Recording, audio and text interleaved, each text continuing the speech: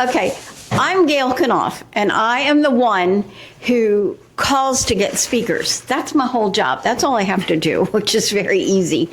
Well, it takes a while, but we have never recorded these programs. Last time PK tried to do that because we figured that there are a lot of people who missed it who would be interested in them.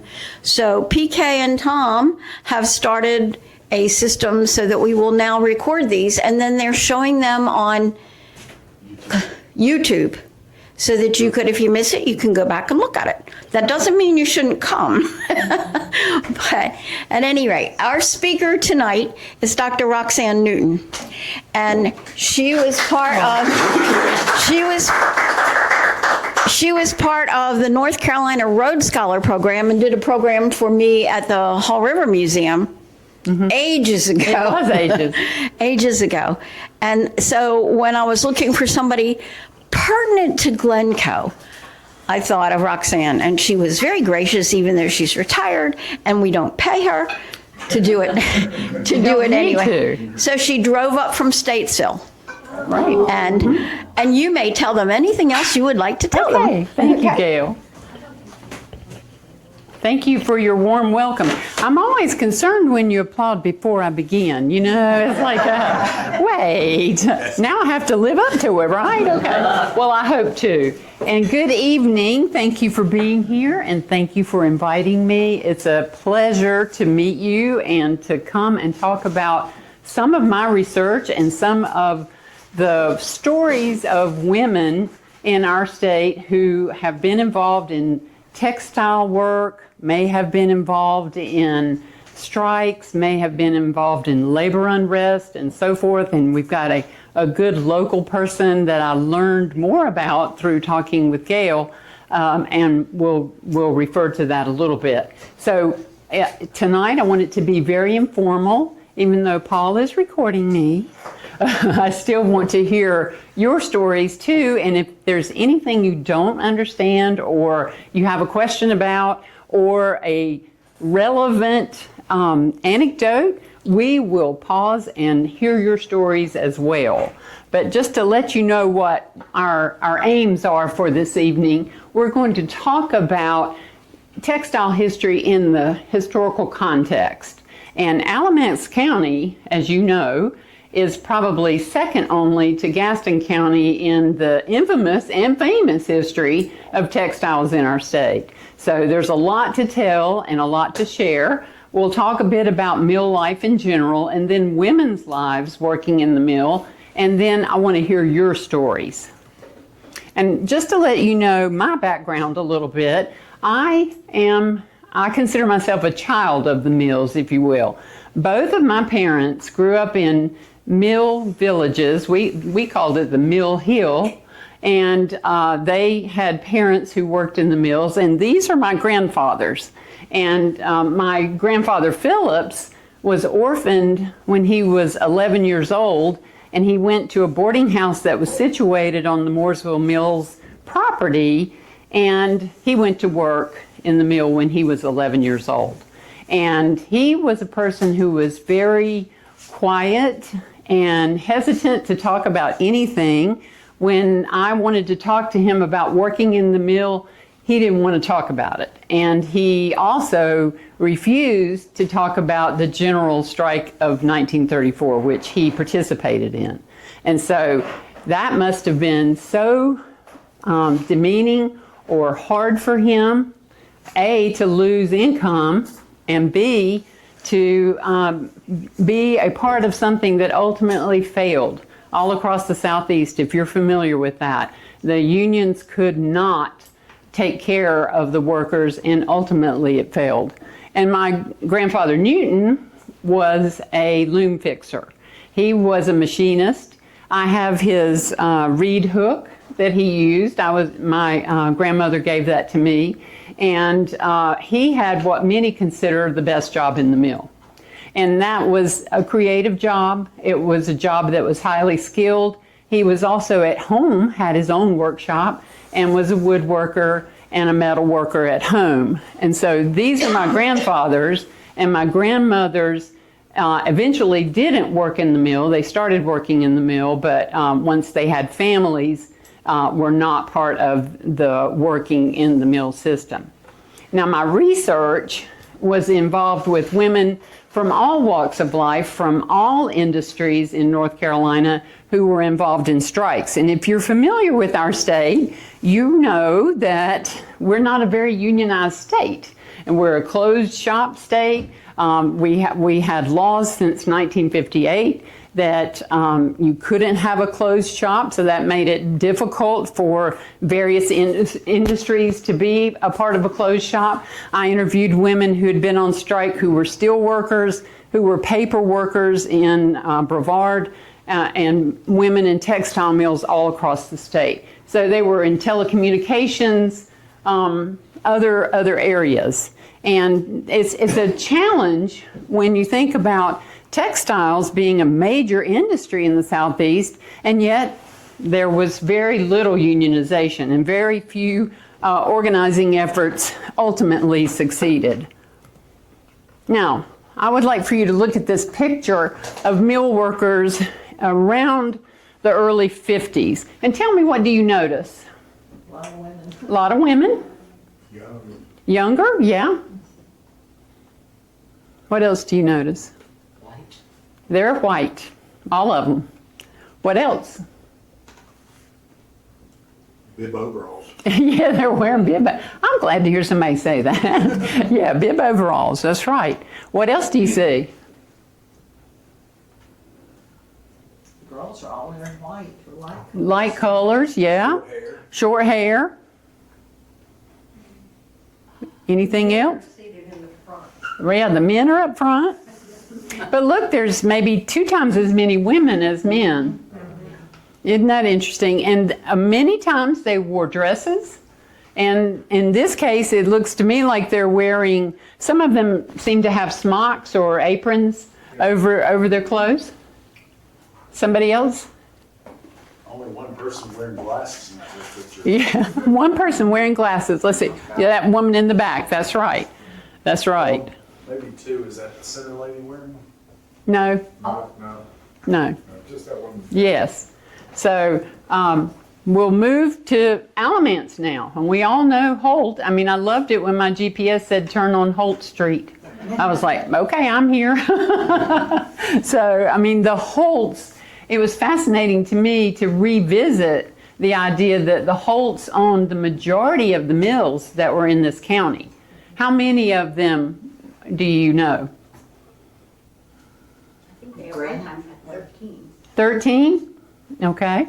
And so the majority of the workers worked for this one family. That's unusual, and a local family. You know, in Gastonia, that the Low-Ray mill was started by local people but sold to Rhode Island owners.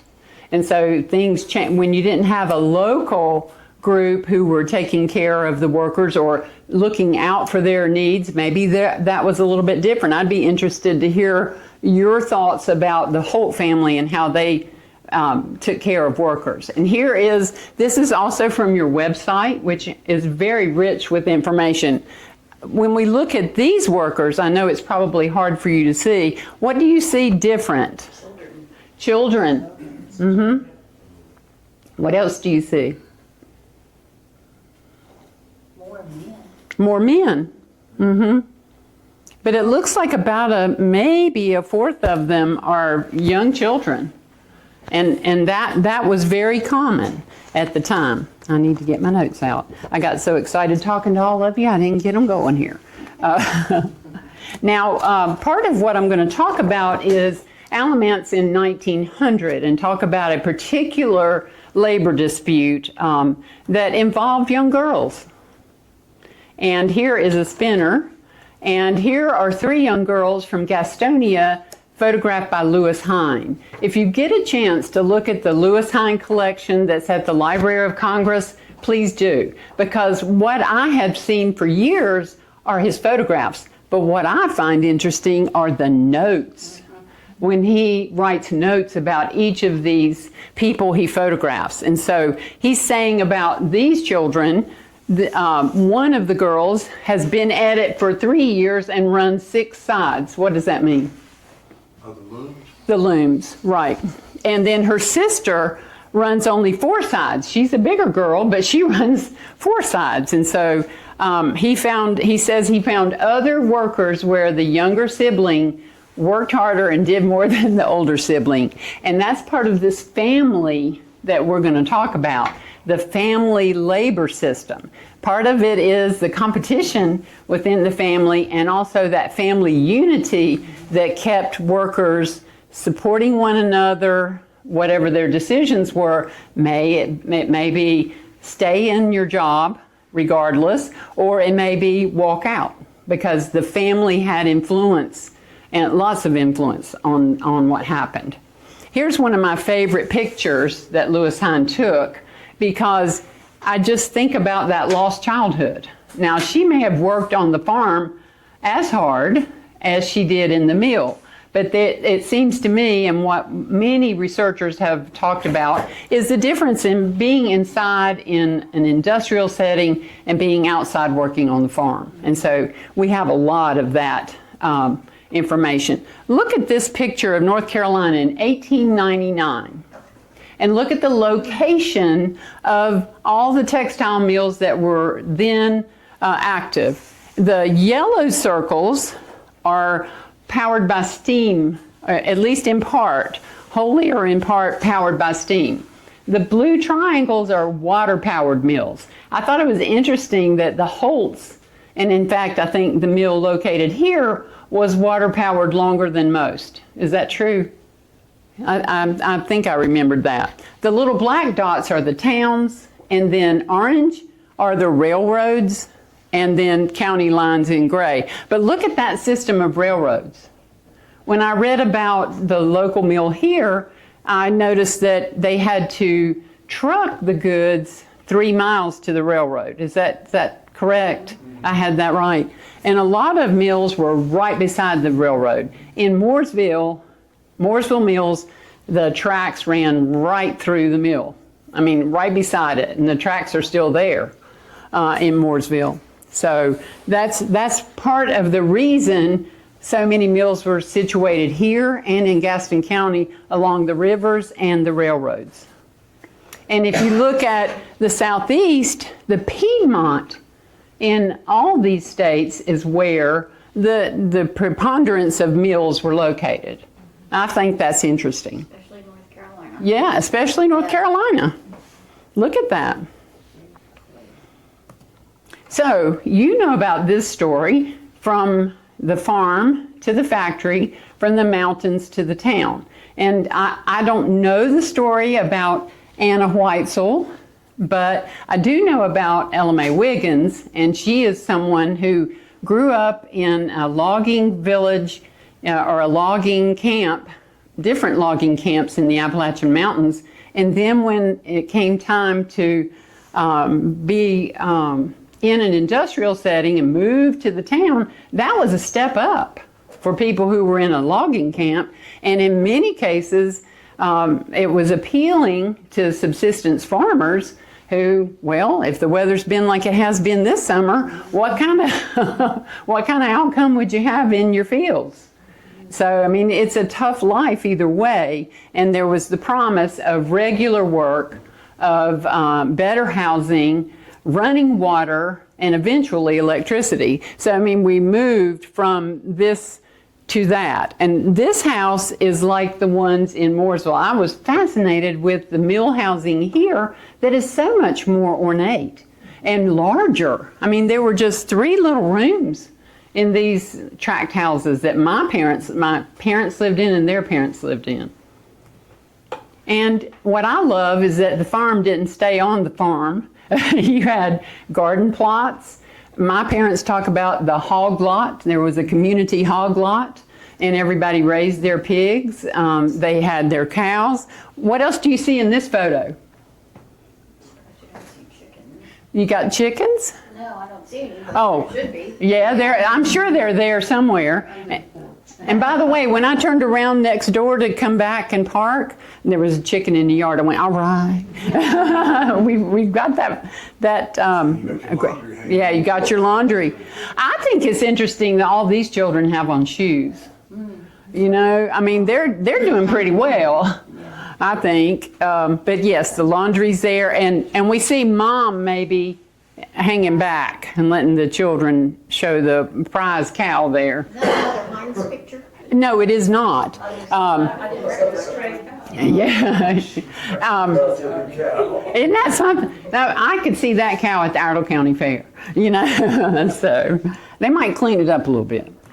But here's what was happening as the Holt family was becoming more industrialized. I know they started in, 1837 with the first mill here in this county, but, you know, it got to be more and more of an industrial situation. And here is the train station in Charlotte with these bales of cotton, which I imagine would be true in every town that was near the fields and headed toward the mills. Here's Atherton Mill in North Charlotte. Tell me what you notice here. Black. Okay, but what are those African American workers doing? Picking cotton. You know, as we came through Reconstruction, we had a period in our state's history where we could have done the right thing many times over, and we did not. And this is, you know what, I don't speak for the Humanities Council anymore, so I can say this stuff. You know, I'm concerned that sometimes we paint a prettier picture of our successes and the things we've done. No question, there was a diversified workforce, but it was segregated. There was an economy based on race and gender that shows up in this picture. African American workers were usually not allowed to work in the mill. And in fact, when I was doing a little research on Anna Weitzel, her mother was the head of the household. There was another sister who was, I think, 11 years old, who also worked in the mill. The mother worked in the mill. They were all three weavers. The mother was head of household, 2 little boys at home, but they were cared for by an African American maid who was paid the least. And so this economic system went from white men to white women, children, and then African American men could sometimes work in the opening room, breaking open those bales of cotton, the hot, dirty work. But the African American women were not allowed in the mill. At the Mooresville mill, when I talked with some of my friends who are African American, their relatives never got to work in the mill until 1964, when what happened? The Civil Rights Act. The Civil Rights Act. And their parents talk of white workers would come and creep around the machinery to look at the black workers for the first time on the line. And what did that mean for those African American workers? More money. More money. And they met equal pay, because that was part of the Civil Rights Act too, was equal pay for equal work. And so that segregated system, as I shared with you, well, the pay reflected those segregated positions as well. Question? Okay. When I was talking about the granite factory, when we were researching for Hall River, the African Americans worked in the dye. Oh. The dirtier jobs. Okay. And Could it was inside. you hear Gail? She said the African Americans at the granite mill worked in the dye house. Is it a house? The dye house. It was sort of separate from both of the mills. Right, probably right on the creek, if I remember how those were set up. And if I recall, I believe one of the Holt forebears who started dyeing cloth learned his trade from someone in Pennsylvania, but also an African American worker who taught them how to do the dye. Am I right about that? It was an itinerant wandering through, yeah. Okay, thank you. So it was an itinerant person who was expert at dyeing. So that's good, But again, not getting their permanent job. Would that have been men only? Oh yes, because part of what it seems to me is it was a plan to keep the women out so that they would be relegated and be available to help take care of the white children if needed. Because in many places, I do not know if this was true of the Holt mills, but in many places you had to have at least 2 adult hands. You know what I mean when I say that. 2 workers were required if you wanted to rent a company house. And so that meant mom and dad. And one of the women I interviewed from Henderson, North Carolina, who worked at the Harriet Henderson mill, her parents both worked in the mill, and there were little children at home untended. And her sister fell into the fire, her little sister fell into the fire and burned. And so, I mean, that was just what they had to do. They had to go to work and there was no one to take care of them. Ella Mae Wiggins talks about that too. I'll share some of her quotes about that. So here we are, the Alamance Cotton Mill. I mean, it is important in the history of the state. Don't get me wrong. This economic system was in reconstruction. Our agriculture system was completely torn apart with the Civil War, as it should have been. This was free labor enriching white people owning African Americans, and that was immoral. And so we had to have another way. And so it was the promise of southern states to build textile mills and begin to rebuild the economy in this fashion. So the Holts did it, Spencer Love a little bit later on, other people, I mean, just dozens of people who then became primary people in the state government. In fact, is it Thomas Holt who was the governor? I mean, here he is. And then in 1958, when we enacted the law that said we can't have closed union shop, that was someone who was a governor, and I apologize, I'm forgetting his name. He was also a textile owner. Big surprise. So y'all are like, how did you get this person to come in here and talk all this? They're going to get mad at you, Gail. No. It's Gail's fault. Okay, so here's the mill again. These are pictures from your website. I wanted to show you this picture of the Piedmont Heights complex. That's over in Alamance, somewhere here. Can you tell me where that one is? I don't know the town. Probably Burlington. Is it Burlington? And Burlington wasn't named that until when? 1890s, okay. And so here it is. What I love about this picture is it shows the whole thing. The houses, the water tower, the mill itself. This is a really good depiction. I like the aerial view. And everybody else who's not part of the mill, they're way over yonder. You know, we're keeping everybody segregated. That became a way to control workers. If you lived in my house and I didn't like what you were doing, I could say, wait, I heard you've been drinking. Oh, you know, or I've heard you've been doing something that I don't agree with, or you talked to a union member or whatever, and I can put you out of your house. And then you can't work at my mill anymore. So, I mean, it was a total control. In some communities, they had a company store. There was one here. Did it have script? Or were people paid in money and then it was script? Okay, so what that would mean is you can't take that somewhere else and buy something off-site. So that's another way of control. Again, just some more workers. Now I want to talk a little bit about workers who were weavers and begin to have a conversation about Anna Weitzel. And I want to talk about Johnny Pope too. Do you know about her?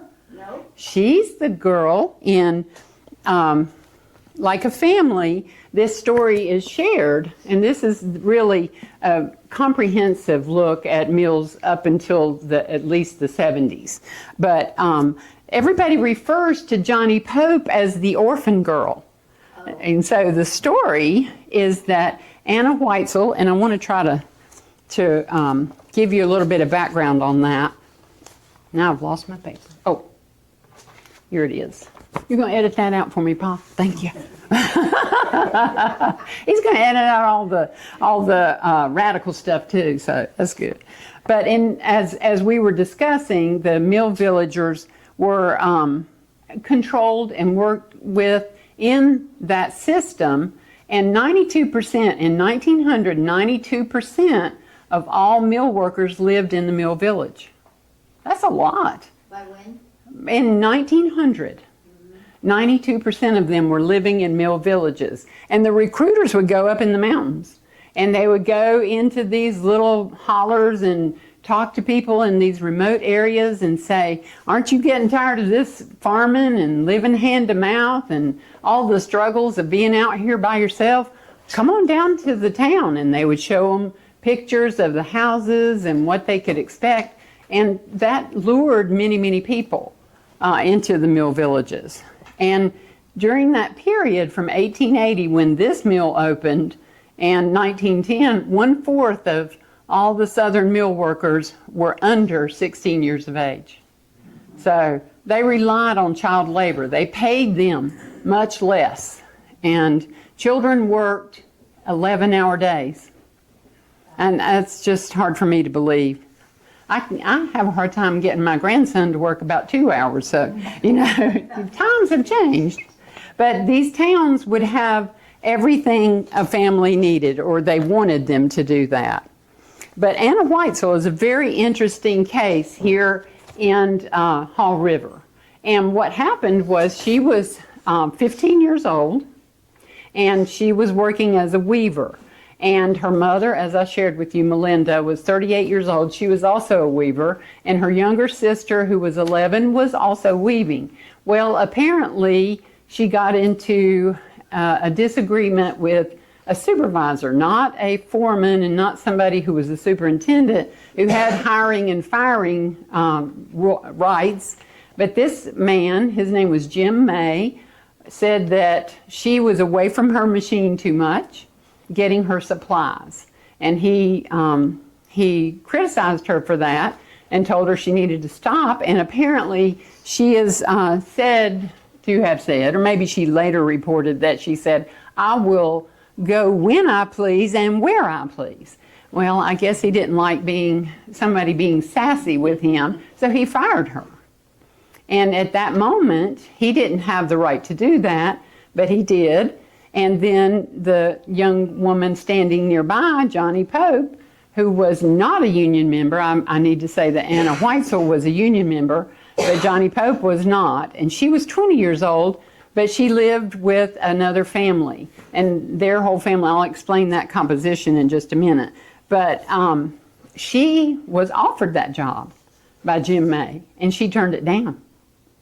And so she was torn between her friends who were union members and the need to make a living, because she lived in a house with 2 older people who had a family and they did not work. And so there were a number of workers in that house, including an adopted son and Johnny Pope.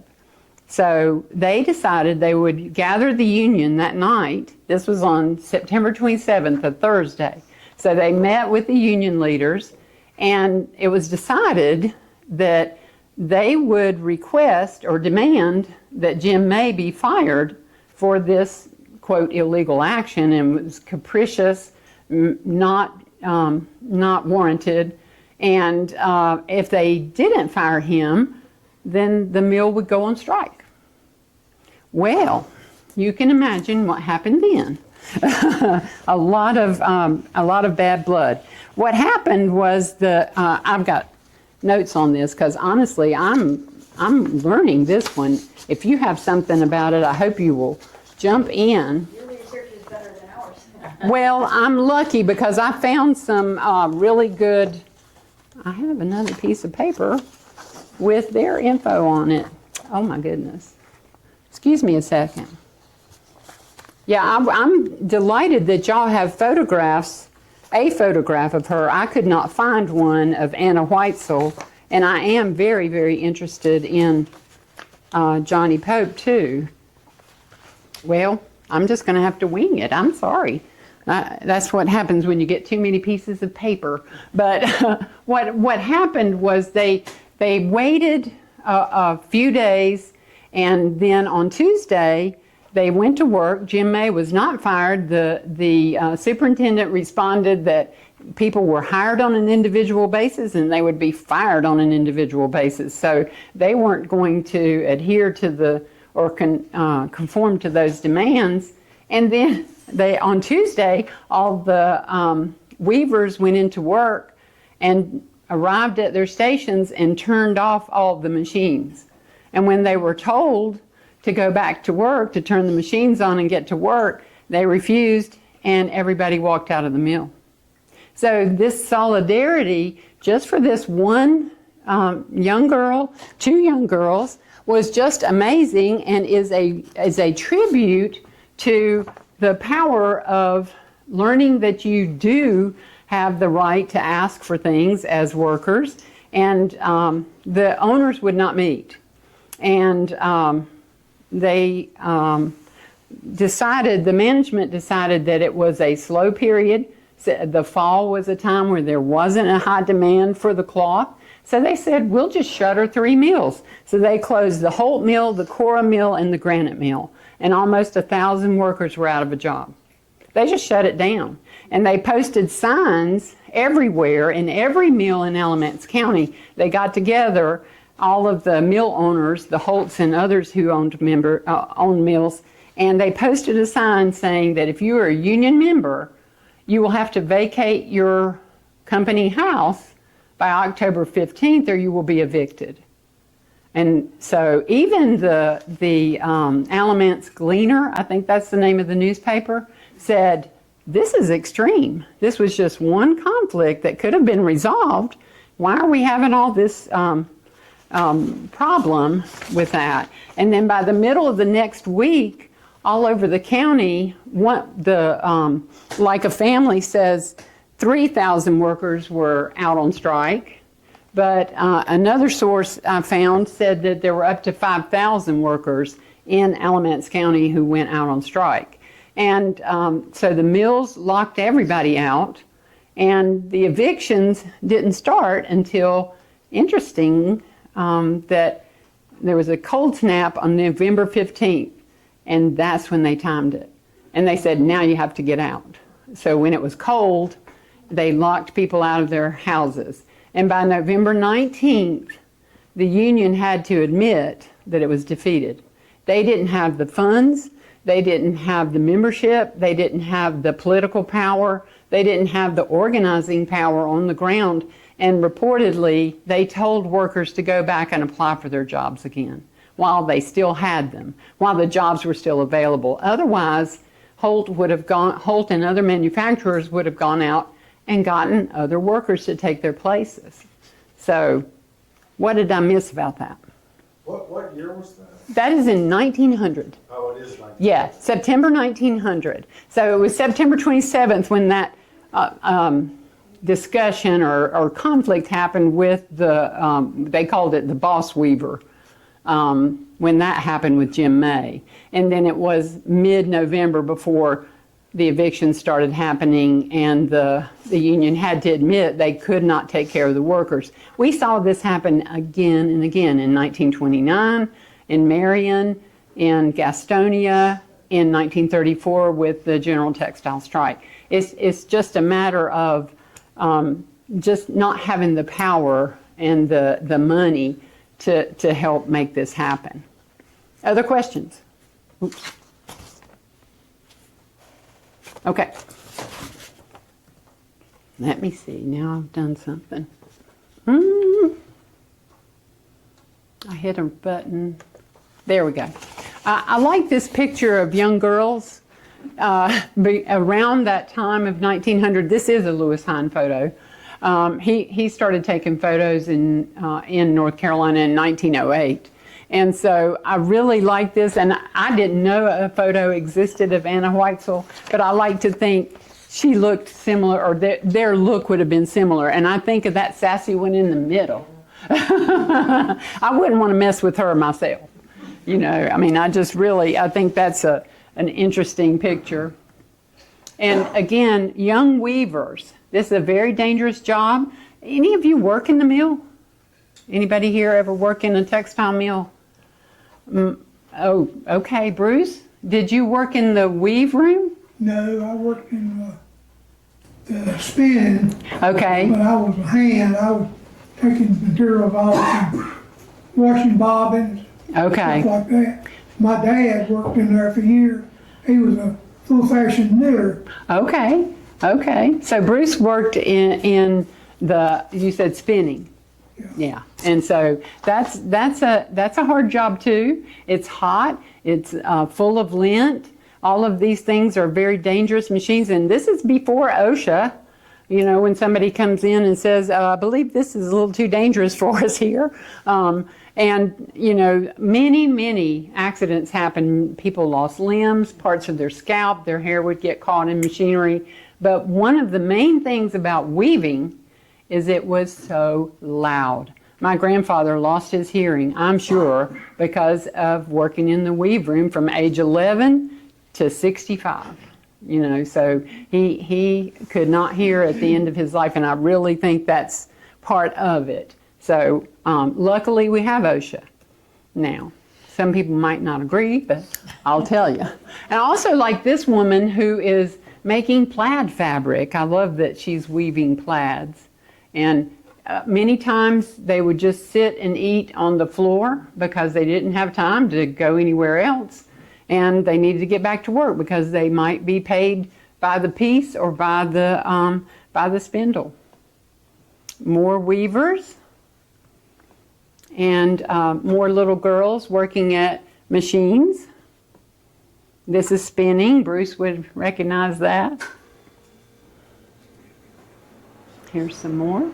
And again, later on, this is in the 30s, spinning, and we come down to the 1920s when we had a lot of social unrest in our country. And many of you know about Ella Mae Wiggins. What have you heard about her? She's what? Wasn't she from Durham? No, she's from Gastonia. Oh, okay. Yeah. This is the Low-Ray Mill Strike of 1929. And anybody else know about her? Okay. She was the woman who came down from the mountains. When she came to Gastonia, or came to the mills, she moved around a lot. And that's what happened with people here at this mill. What one researcher said, many people who were locked out of the mill and didn't want to go back in and reapply for those jobs, they just left. Just like labor was mobile for employers and owners, they would move to different countries like they did in the 1980s, moved labor south of the border, and then overseas. We've moved a lot of textiles overseas. But workers also were very mobile. If they weren't happy in one town or they ran into trouble, they would go to another one, and Ella Mae was one of these. One of her famous sayings is, "They'll have to kill me to make me give up the Union." Well, guess what they did? You know, she was murdered on her way to a Union meeting. She was in the back of a pickup truck in Gaston County, and there were vigilantes. They were called the Committee of 100, and the chief of police and other people prominent in the community were a part of this group. No one is sure who the people were that night, but a car blocked the road in front, and then another car blocked the road in the back, and shots were fired, and she was killed. And her story is tragic and famous. Anywhere I went when I was working in this field, anywhere I went in this country, if people knew I was from North Carolina, they would say, "Oh, Ella Mae Wiggins." I mean, she was famous. Now, there were so many spindles here in Alamance County, but they were only topped by Gaston County. More mills, more spindles, more production. And their village is here. Imagine the National Guard and the state militia lined up on top of that, and that's what happened during this strike. The whole place went out on strike. This is an image from 1929. They were openly violent, the strikers and the local police and those who were deputized. So there were a lot of challenges here. Here again is the African American workers in the opening room. I should have put that picture a little bit earlier, but you can see what a really hard and hot and difficult job that would be. So in the Low-Ray Mill strike, the striking workers were evicted from their homes and they lived in a tent city. So this was September, and it went on for about a month. They were the shanty towns that they lived in, and so here's one family that lived there. And I was going to share with you, there were members of this union, and this was the National Textile Workers Union, not the one that tried to organize here and worked with the Holt Mills.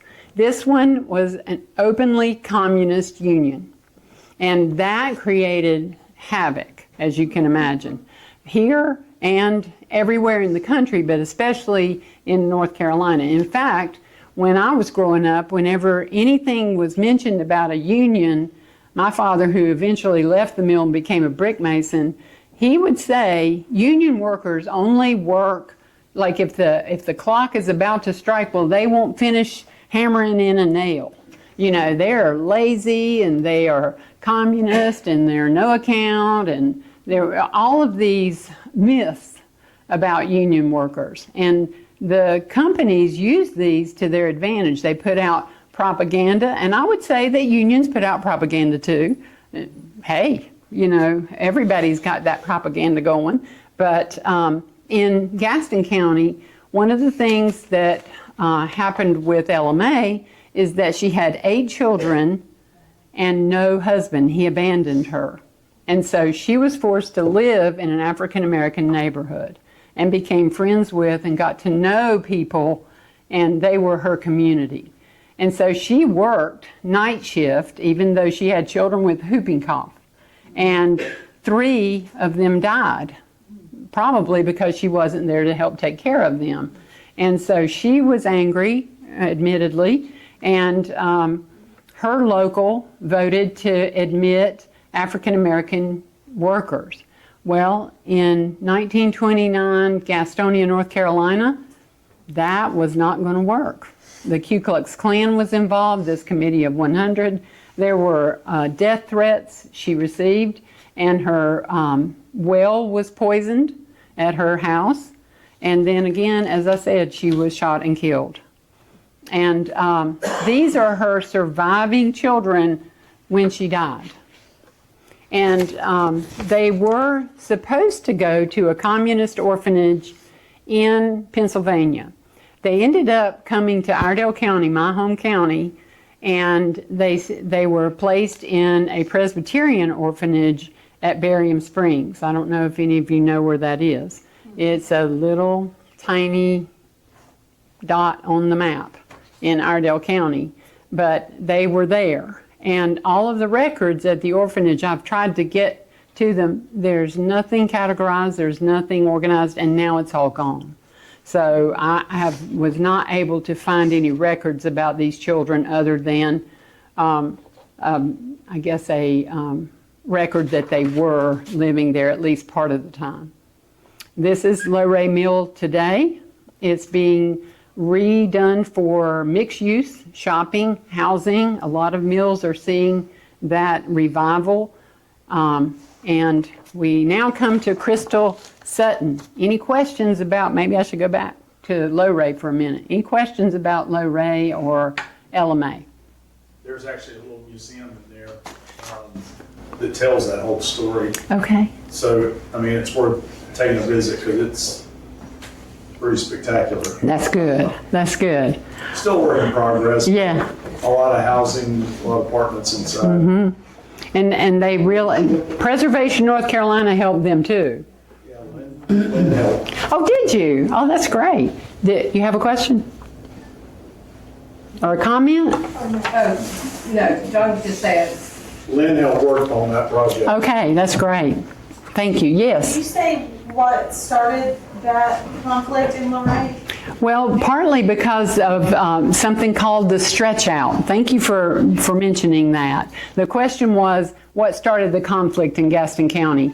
Well, it was becoming, these time and efficiency experts were coming in and saying, you can do more, you can do more, and they would have them do more with no more pay, work longer hours, and it was a stretch out. You would do more sides, you would tend more machines, and still earn the same pay. And so people were getting fed up with that. Yeah, what were you saying? So then you get tired. Oh gosh, yeah. And 12-hour days, sometimes 6 days a week. You know, I can't imagine, you know, doing that and then have children to care for and everything else you have to do. So, yeah. Thank you. Okay, let's talk about Crystal Sutton, who has an Alamance connection. I bet you know what it is. Some of you do. She is the inspiration for the film Norma Ray. Okay? And so Crystal Lee Pulley Jordan Sutton, she was married 3 times. She was widowed and then divorced and then married her last husband. But this is Sally Field in the movie, Norma Ray. And regrettably, Crystal Lee Sutton didn't give rights to her story. So her name was not used, and she then didn't get any proceeds from how well the movie fared.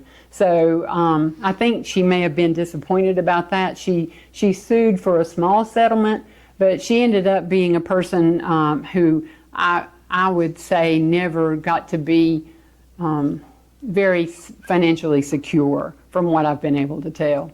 She was born in Roanoke Rapids, North Carolina, down east, and everybody in her family, like everybody in my family, worked in the mill. And she thought that was to be her lot. You know, there was not any other opportunity for her. She wanted to go into the Army. She wanted to do a lot of other things with her life, but when she was 17 and still an 11th grader in high school, she worked on the second shift. She went to work when she was 17. And one of the things that happened was J.P. Stevens owned the mills in Roanoke Rapids, and that was a company that was union busters. I mean, they were a northern company, they had dealt with unions, and they were not going to allow unions to come into their plants.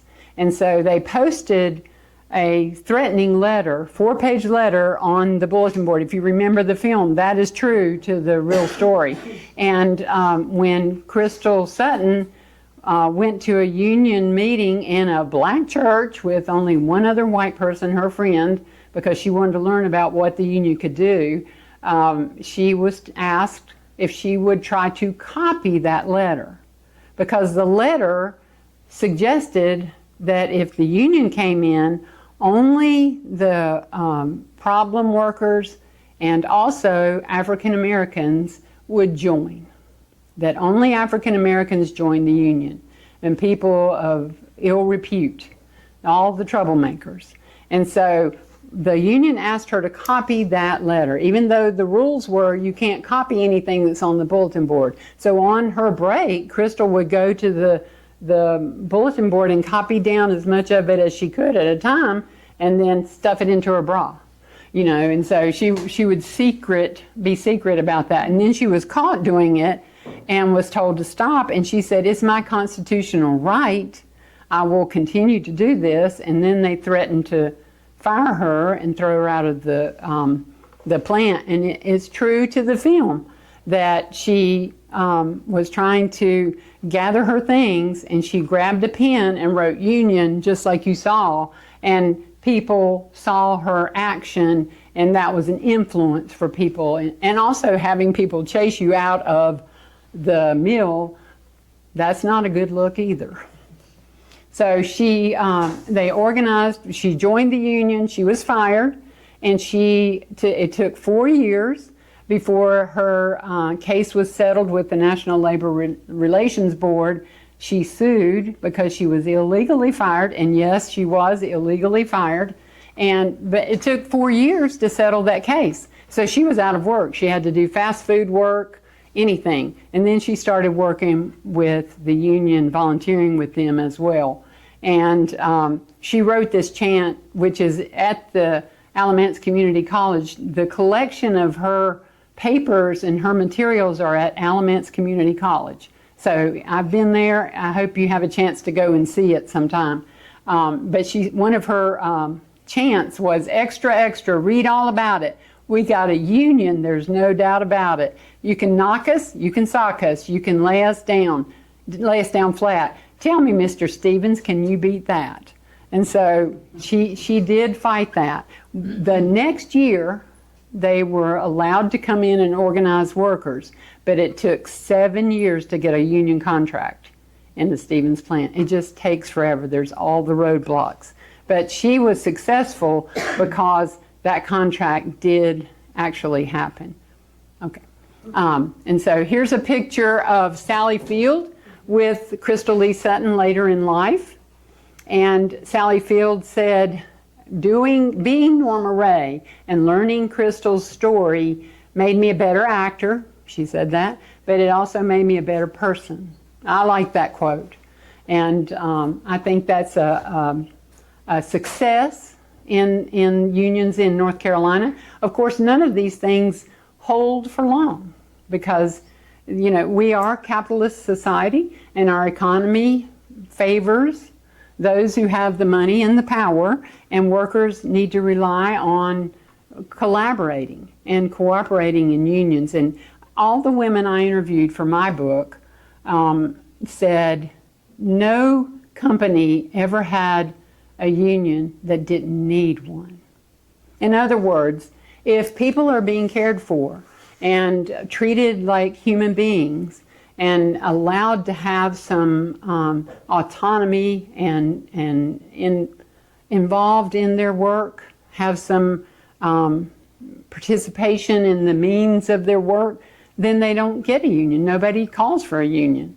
But those who get it, they needed it. And the women told me horror stories and success stories, fewer success stories, but I like to think this is one of the ones that was. And I understand from Paul, we are near our time, but I would love to answer any questions or hear your stories. Let me go through a whole bunch of stuff and get to your stories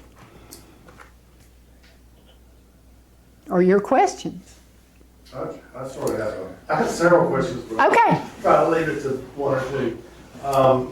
When E.M. Holt started his mill, he was not the first mill in Alamance County, but most of his workers were women. Mm-hmm. And men would be supervisors or whatever. Right. So I'm curious about who those women were. Were they young girls, or were they widows, or who? Because you think they would have to be mothers and wives and stay at home. Or single women. Or maybe single, yes. And then there seems to be a shift at the turn of the century. Both of my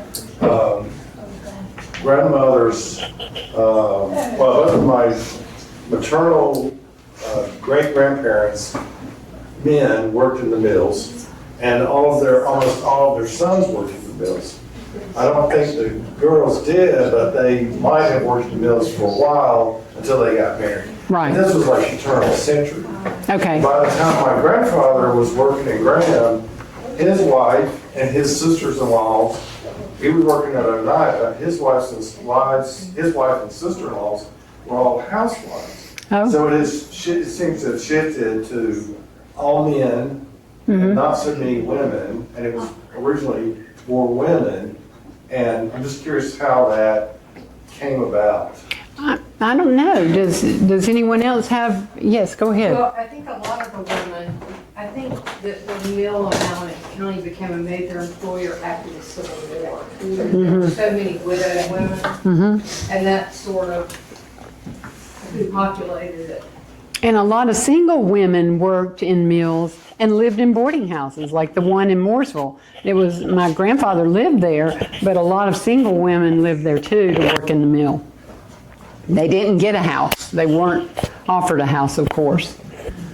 This is not really a question, but a comment about the Holtz. E.M. Holtz started his mill in 1837, like you said, and he saw an opportunity to make more money. And not just farming, which is what his main job was, and they also had a store.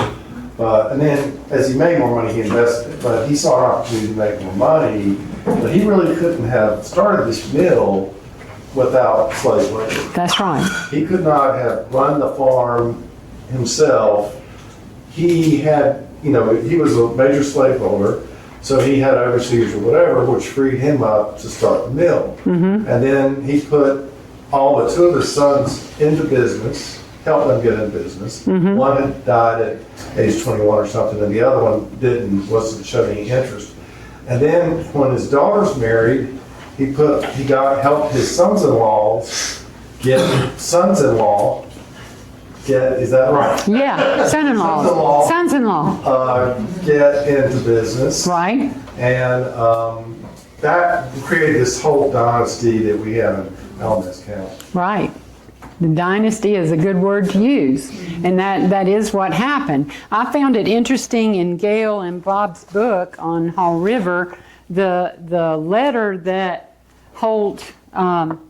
Thomas Holt wrote to, and the title of it is A Word to My Operatives. I cannot live without you or some others like you. Isn't that interesting? You, but not necessarily you. That's an interesting change in phrase. You cannot live without me or someone like me. Our interests, therefore, are mutual. The more I make, the better wages I can pay you. And in case of panic, this was in 1896, which was a depression, it's threatening the whole world. The more I make, the longer I can give you employment. People were afraid. And that's understandable. And I'm not saying Holt was a terrible person. There were some who were. I don't know enough about what provisions he allowed for his workers to say that. Some were very benevolent and some were not. So, okay. Other questions or comments? You've been very patient and very kind, and I've loved being with you. I'll be here to talk for a while if you want to chat. And it looks like Kathy's put out a spread worthy of a meal, a meal picnic. Okay, there you go. Kathy needs us. Hang on, I'll be right out there. Oh, Kathy always does the research to come up with a refreshment thing that has to do with working in the mill and what you might have had to take with you. So she's going to talk about that, but she does the research. I'm gonna let her tell you about it. she made cornbread, y'all.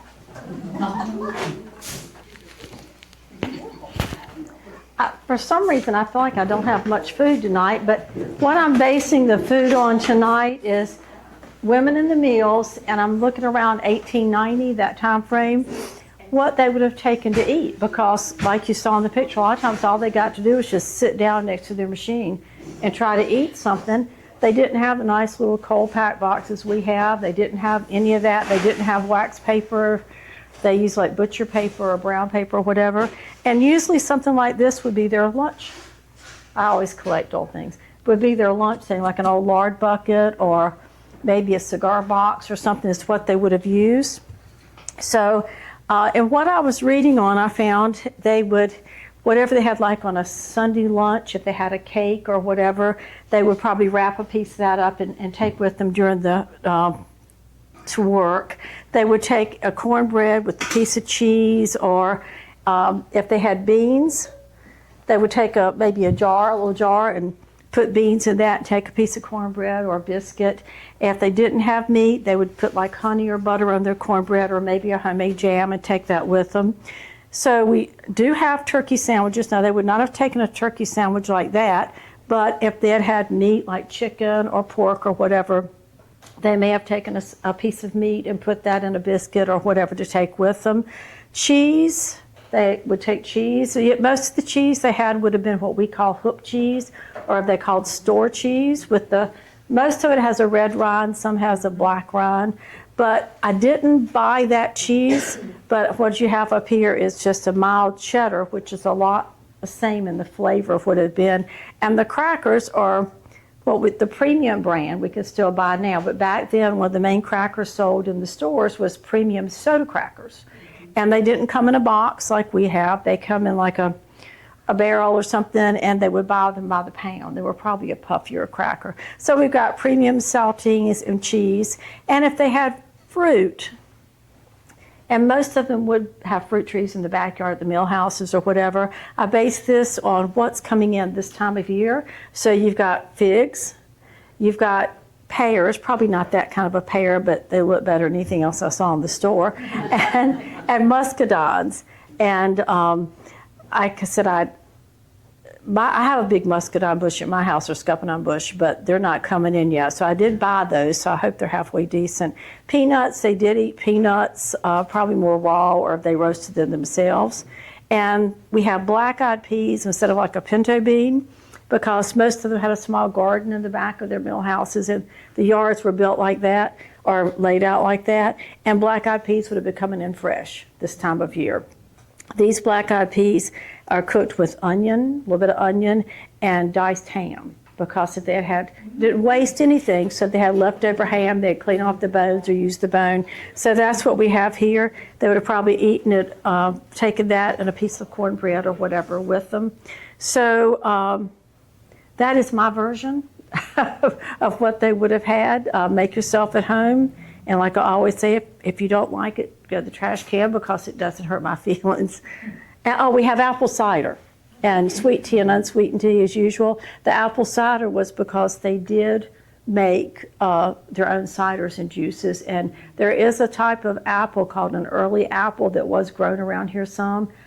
I don't know where to find those apples, but there is something called an early apple that would have been coming in this time of year. So we have apple cider. And I do believe that's it. Thank you.